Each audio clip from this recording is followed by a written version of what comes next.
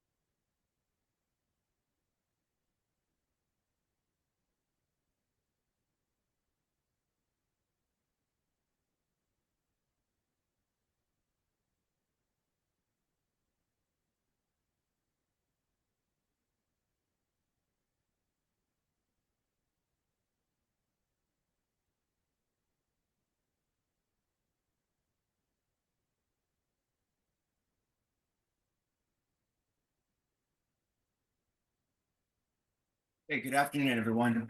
It's currently 1 o'clock. We'll go ahead and get started in just a couple minutes, to give an opportunity for others to join. Thank you.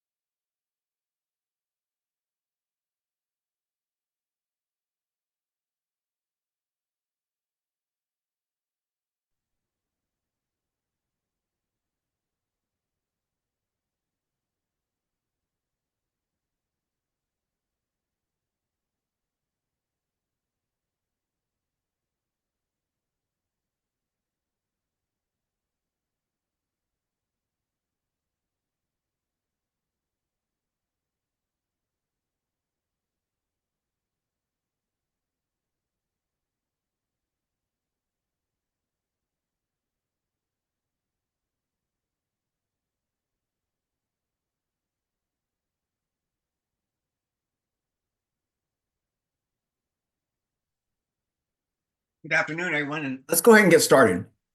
Welcome, and thank you for joining us for the State Water Resources Control Board's Water Rights Fee Stakeholder Meeting.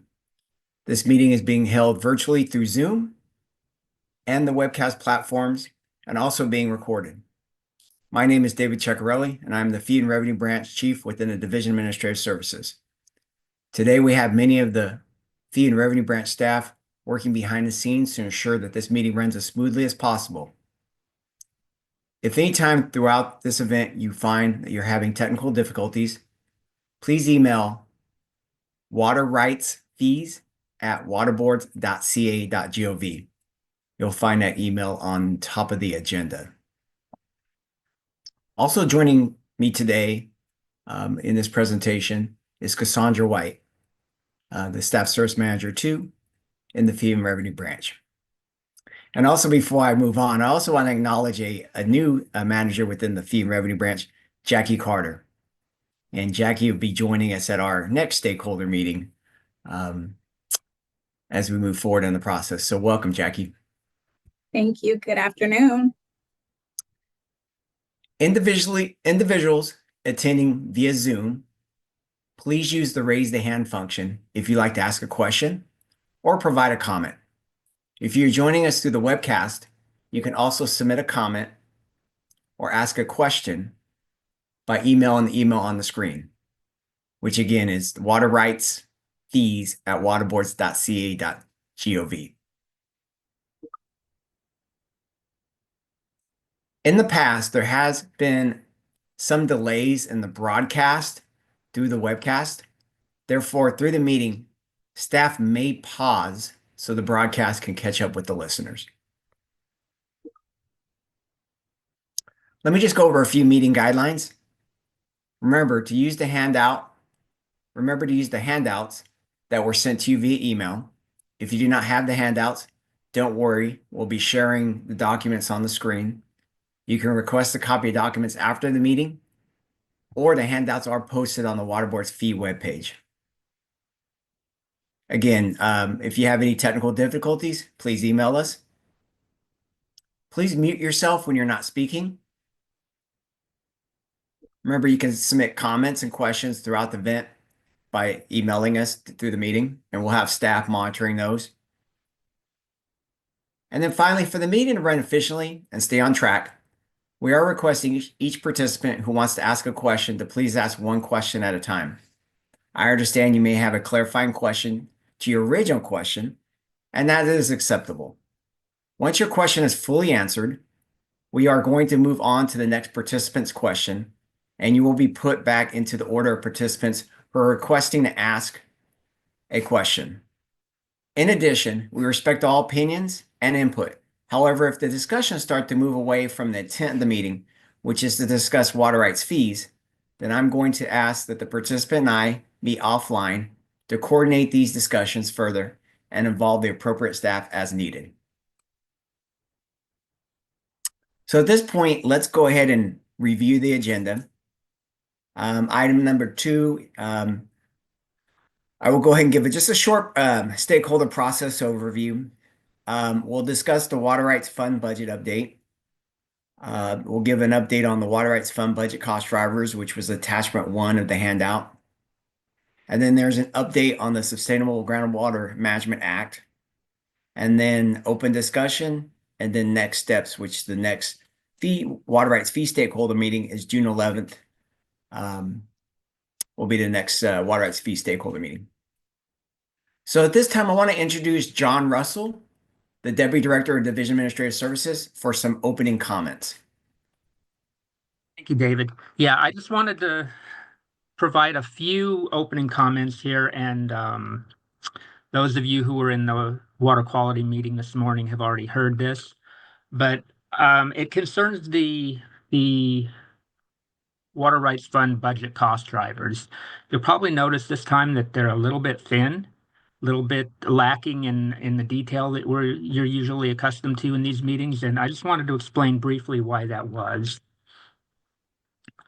It comes down to just a timing issue on how we're doing some mechanics behind the scenes with the Department of Finance. Late last year, there were two budget letters, one of which required us to do a vacancy reduction drill, and the other required us to do a budget efficiency reduction drill, reducing our operating budget by about 7.94%. Neither of those are reflected in the governor's budget in the individual department budgets themselves. They are in the governor's budget as a control section, meaning that it's something that we'll be working on, and we are working on it.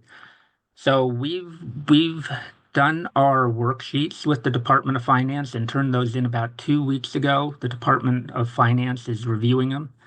And once they review and approve those reductions will show up in the May revised budget. So it will be coming. It's just not, it's just that, we're in the deliberative process with the Department of Finance right now. And that's all, of course, confidential. So we can't really get into a lot of the details. And some of the details we don't really know yet how these will show up in our budget, these reductions. So it's just a brief explanation of why we don't have the information that we usually have to present to you today. But definitely tune into the June 11th meeting. We'll have all of the information there, and it'll reflect how these budget reductions will be showing up in the fees that are proposed for adoption next September. So again, it was just a timing issue. It's out of our control. David and Cassandra don't really have any control over it, and neither do I. But I did want to say this right up front. So you understand where we're coming from. It's not that we're withholding anything from you. It's literally that we just don't know at this time. So with that, I will flip the meeting back over to David and Cassandra. Thank you, John. So moving on to just item number 2, and this item was put on the agenda just to kind of give an overview of these meetings, specifically if you're new and participating in these meetings. These meetings are designed to provide an open forum with staff and stakeholders on our fee programs, where staff can present budget, fee information, propose new or changes to existing fee structures, and of course, listen to the concerns and answer questions and receive feedback from the stakeholders. It's vital. It's information. I mean, it's vital, and very important to us as staff to, again, listen to the concerns and understand and listen to the feedback, especially in the development of new or existing fee structures. We hold these meetings to, of course, review the budgets. In this situation, it would be the Water Rights Fund budget, including discussing budgetary cost drivers, any budget change proposals that may be driving cost, ledge proposals that may also be driving costs or driving a BCP, reviewing current revenue levels and comparing those revenue levels with program expenditures, providing projections on fee adjustments, discussing the fund condition, again, expenditures, revenue levels, our fund reserves. And as I mentioned, discussing new fee proposals and changes to existing fee structures. And then these meetings are held in conjunction with the release of the governor's budgets. So this one is here in March, which is kind of in conjunction with the Jan 10th proposed governor's budget. Our next one will be in June, which follows the May revise. And then later in August, we'll have a meeting or after the enacted of the budget, which is normally in the July 1 timeframe. So I just wanted to, again, kind of give a brief overview of our meetings. We've been hosting these meetings now for about 15 years. And we have 3 core meetings when it comes to water quality, water rights, and our drinking water programs. And then we have breakout stakeholder meetings when they're specific to an actual program. For example, last year, a fee structure was developed for water recycling requirements. And we had breakout meetings. We had 2 or 3 meetings throughout the year on those discussions. And we're ramping up having upcoming breakout meetings for the water quality certification program. So item number 3, again, I don't really have much to discuss because John pretty much hit a lot of the topics. We again, there were the state agencies were requested to provide reductions based on a couple of budget letters. Once we know that information, we'll be able to provide that in the updates of the budget. So again, this item was on here, but John basically touched base on it. What we'll do is that we'll move into item number 4 and kind of lay out what we do know right now based on the Water Rights Fund budget cost drivers, which was attachment 1. And I will toss this to Cassandra. Thank you, David. Good afternoon. So on the first table of the cost drivers, the table shows fiscal year 24-25 fee setting budget of $38.8 million, followed by the governor's January proposed fee setting budget for fiscal year 25-26 at just over $38.1 million.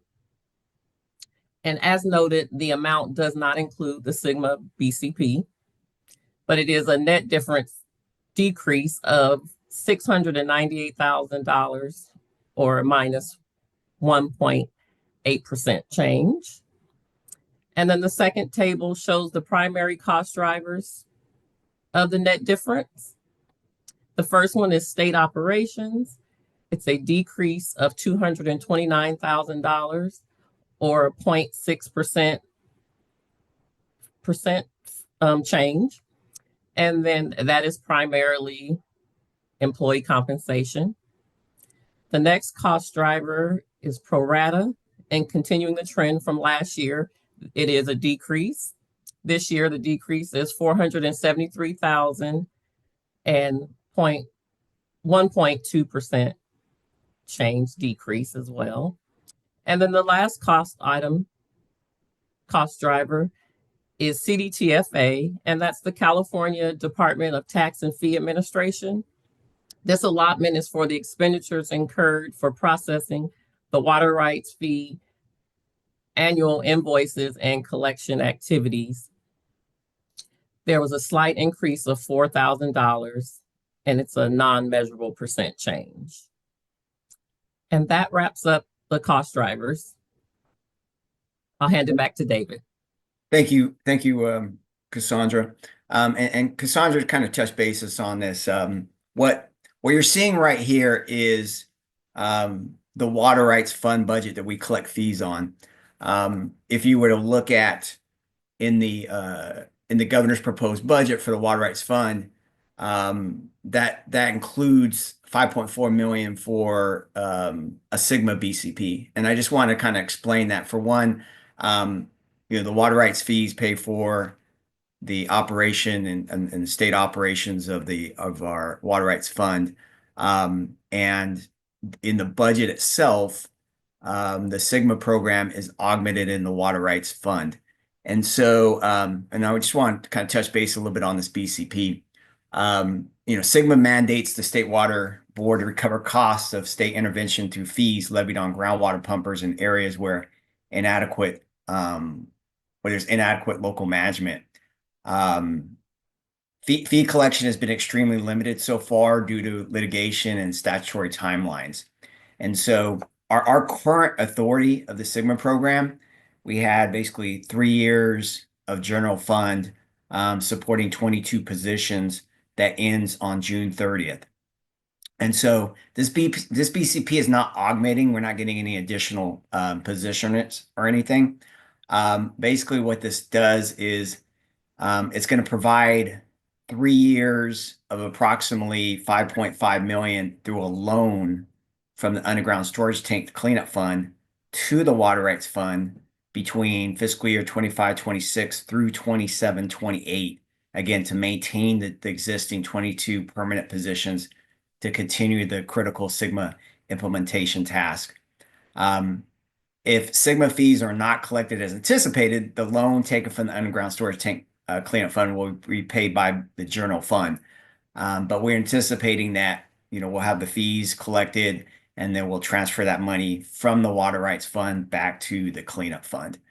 Again, the BCP is not, again, augmenting the program. It's just basically kind of a technical adjustment where the existing funding ends again here on June 30th, and then it's continuing the program through a loan from the cleanup fund to the water rights fund. So those 22 staff would be charging to the water rights fund. Our internal accounting practices, we ensure that those charges are designated for Sigma. And then once the fee revenue comes in, and it is deposited into, of course, into the water rights fund, that money will be paid back to the cleanup fund. So before I move forward on the next item on the agenda, are there any questions regarding the current cost drivers? Again, these are one thing I will say right now, also kind of looking at the cost drivers. What we anticipate is that fee setting budget of 38.8 million. When we see the updated numbers, we should anticipate that number being lower, which then the 25-26 budget is driven off of 24-25, which we should also see the 25-26 fee setting, or what we refer to at the time, we'll see the May revised fee setting budget lower. So again, any questions online? I see no questions online. And I do not see any questions currently.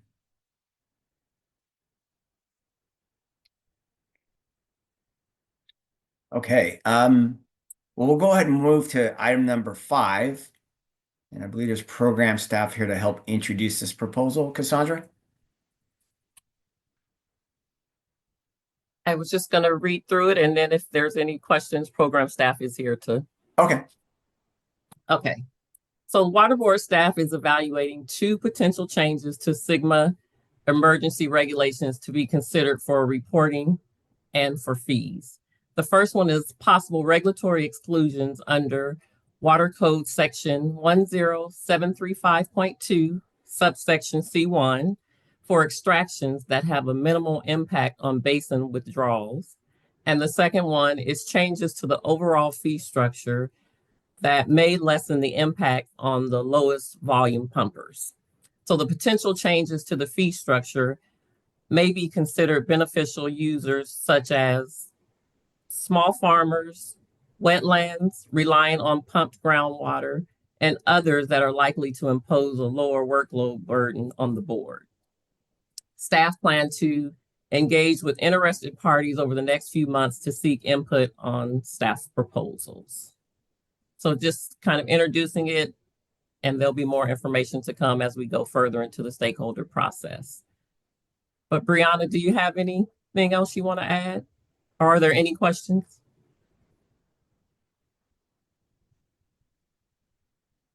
I don't have anything to add right now, but yeah, if anyone has any comments, please follow up with us and we'll set those meetings later. Thank you, Cassandra. Welcome. I'll hand it back over to you then, David. Thank you, Cassandra.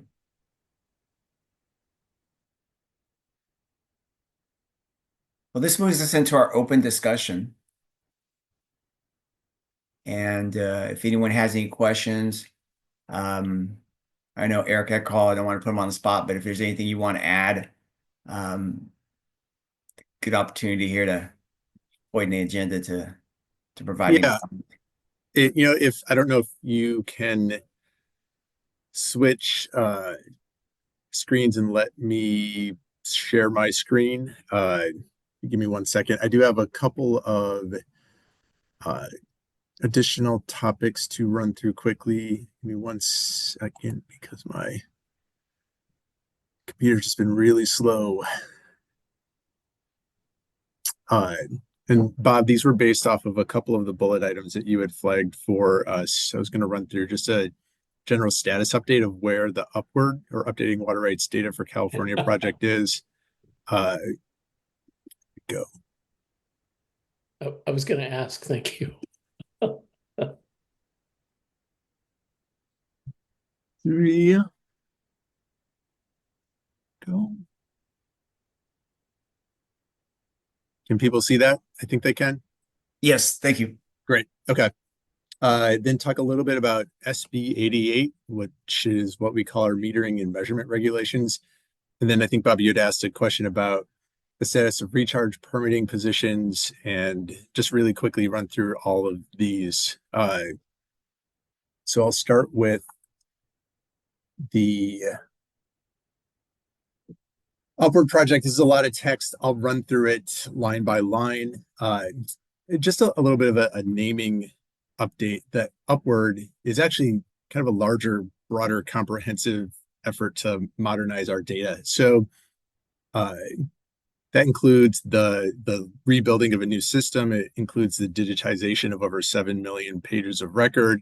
It includes enhancing our ability to use remote sensing and backing that up kind of in a scientific and regulatory context. So there's a lot of things that are kind of tied into that. But the big thing is the new data system itself, which will replace eRIMS.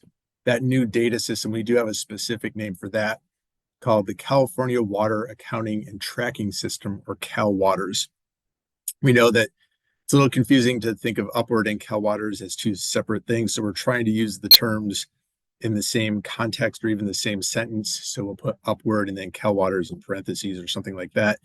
But that is like the new data system itself. So when you go to do your reporting in the future, you won't go to eRIMS, you won't go to RMS, you'll go to CalWaters.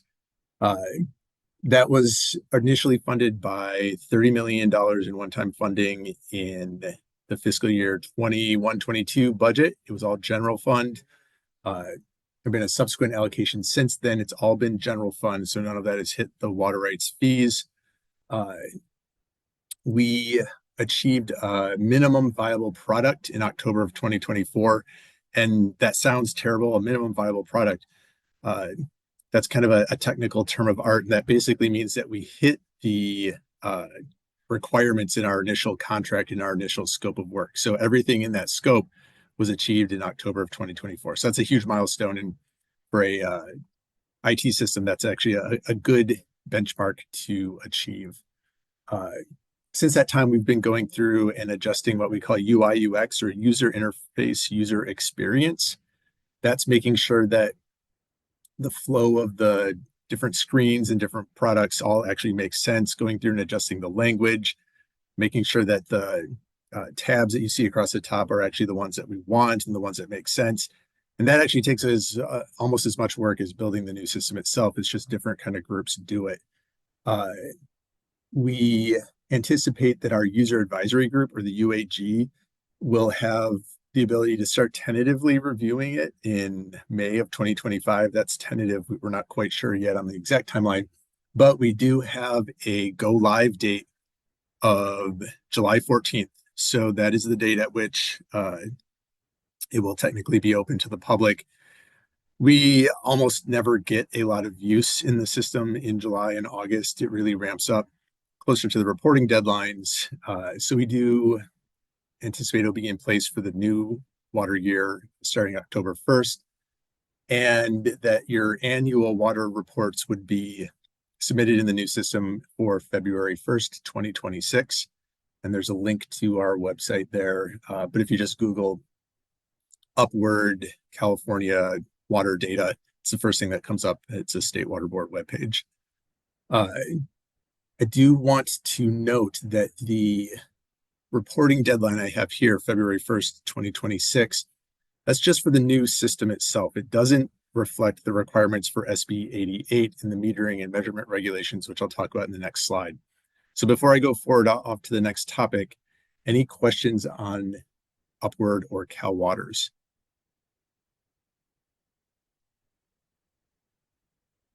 Okay, I'm not seeing any. Let's go to the next one. So SB 88, we showed this slide at our February 19th board meeting. Historically, we've had very low compliance with SB 88. This is requiring it to put a meter or otherwise measure your water right diversion. Out of the about 12,000 or so diversions that we believe are covered under SB 88, 38% have never reported a data file associated with it. They've never said what device they're using. Another 20% or so have a device reported but don't submit a data file. 18% don't divert, and about 20 to 22%, 23 actually provided a device and a data file, which is a requirement. You have to say what you're using to measure, and then here's the data file of our measurements. But if you look at that, here's another way of looking at it. The actual usable data is far lower than 23%. We sometimes jokingly refer to this as the inverted triangle of disappointment. It really shows how low of a compliance rate we've gotten with SB 88. A lot of it's not intentional, right? A lot of it is people genuinely trying, but the regulations are confusing, the text is confusing, the directions are confusing. And frankly, we don't have a very good data system right now to capture that data. So we have been working on Cal Waters. That's going to actually be able to provide some templates, provide a little bit more structure to what's submitted, and give us a better ability to review and revise. But then we've also been trying to update our regulations to align the requirements with the Cal Waters system. So we sent out administrative draft in, I believe it was November of 2024, got some initial comments, revised, and sent a new package to the Office of Administrative Law in February. The notice of proposed rulemaking was published on February 28th. That started the official 45-day plus public comment period. We're going to hold a virtual public hearing on the proposed revisions on April 16th. And I think the official public comment period will close a couple days after that. The goal is to have the revised regulations in place by October 1st, 2025. So that's the start of the future water year. This is a really important point. It would only apply to the required reporting due on February 1st, 2027. So there's an 18-month-ish kind of time delay between when the regs go into effect versus when that new reg requirements would be reported. That's basically because if these go into effect at the start of the new water year, that new water year information isn't reported until February 1st, 2027. So you're not going to be asked to come into compliance with a completely new kind of process in just a couple of months. You actually have well over a year to do so. The draft regulations, excuse me, please go take a look. We worked with a couple of key goals in mind. One is to really clarify the language itself, just to make the whole read of the regulations less confusing. We think we've clarified terms. We think we've actually made it less of a burden to achieve the goals of SB 88. There are some new requirements about the format under which the data needs to be reported. But my goal and hope in doing so is that it actually makes it easier. I think one of the things that we saw over the last couple of years is we had 12,000 different diversions, and we had 12,000 different formats of data files that were submitted to us. The proposed regulation will be a little bit more prescriptive in terms of the format that is there, but that also then means that the diverter and reporter doesn't have to guess. We'll have some templates out. We'll say use one of these, and it should be much more straightforward to kind of plug your data directly into one of those templates, and we'll know by default that it's already compliant and that we can use that kind of formatting structure. Also makes it a little bit easier to do alternative compliance plans, and makes it a little bit easier to do kind of joint group reporting as well. So we do think that overall it should be a net cost reduction. But please take a look at the draft language and submit your written comments and participate in our upcoming workshop. And there's a couple notes there. I think that's all I have on SB 88. Any notes before I jump to the next topic? Right, not hearing any. This is all I have for the recharge permitting staff question. So as part of the budget uncertainty that John and David described earlier, we did hold our recharge permitting staff vacant up until mid-February of 2025, at which point those staff positions were filled. And so now they've just been filled for literally 3-ish weeks. So the staff are working and in place and are going forward. That's all I have on that topic. So with that, I think that's it. And stop sharing my screen and we'll come back. Are there any questions? Bob, I see you have your hand up. Yeah, they're not questions or comments, which is why I waited. Eric, you and I have discussed this, hopefully, because you can't tell now, but once Cal Waters starts flowing, water pun, you can tell the fee payers how we're saving time and compliance money with Cal Waters. Because our initial conversation at this proceeding, I think 2 years ago, you mentioned that, golly, and it makes sense. This new system is going to save everybody time and it'll be more convenient. So next year, maybe, and that leads to the other comment, your users group. Will you keep that around through the first couple of years to help guide it? That's a good question. I will talk to Brent and see Brent Vanderberg, who's the point person for Cal Waters and Upward. But I think it's a good idea to kind of maintain that group as it goes forward, if only to have a sounding board and a place for people to contribute ideas and talk about what would be helpful going forward.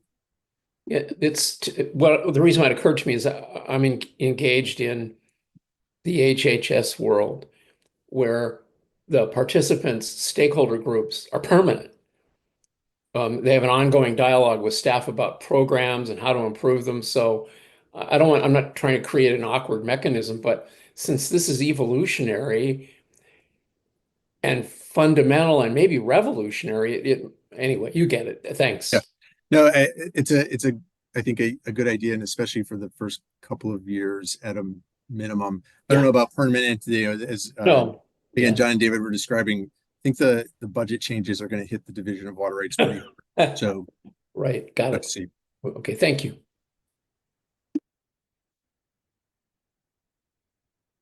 Okay. Any other questions? All right, with that, I think I'll turn it back over to David.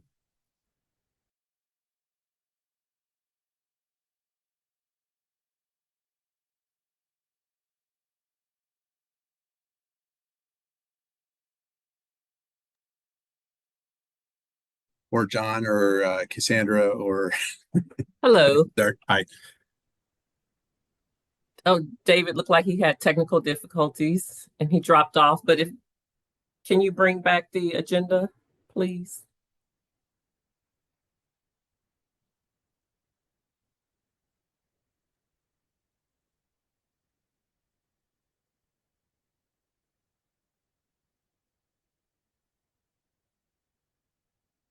Okay, so I think we were at open discussion items. We went through that. So if there are no further questions, we'll go to next steps, which June 11th is our next stakeholder meeting. And as we've said at the beginning and all through the meeting, we anticipate there will be lots of changes due to the May revise. And if there are no other questions, I think this is going to conclude our meeting. John, you have? I just wanted to say my thing that I say every meeting, that if you have any questions or any issues that we haven't talked about or you want to ask us offline, please feel free to contact David or myself or Cassandra, and we'd be happy to meet with you one-on-one about anything you want to talk about related to these fees. And thank you all for taking the time out of your day to attend our fee meeting. Thank you, back at you. Thank you. See you all in June.